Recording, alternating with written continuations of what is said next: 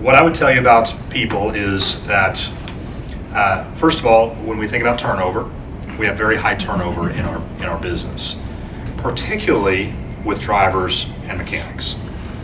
We were looking at some areas over the last couple of days who have driver turnover in the 35% range.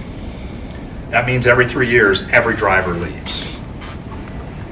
And that is, and the cost of that, we think the cost is somewhere between $15,000 and $25,000 per person that leaves. So you have to go out and rehire, you have to retrain, there's a ramp cost there, and we think that cost is somewhere between $15,000 and $25,000 per year. So do the math on that. I mean, if let's say 20% of our drivers leave every year, and we employ, it's less than this, but let's say 20,000 drivers. I mean, it's more like 18,000. But let's say we employ 20,000 drivers.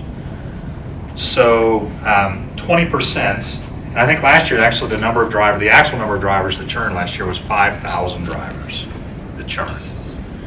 So do the math on 5,000 drivers at $20,000 per cost per churn. I mean, that's $100 million in cost that we incur just to replace drivers that leave. And it's the same cost for technicians, it's the same cost for salespeople, it's the same cost, it's a lower cost for CEOs that churn, but fortunately CEOs don't churn that much. When they do, they do cost something. But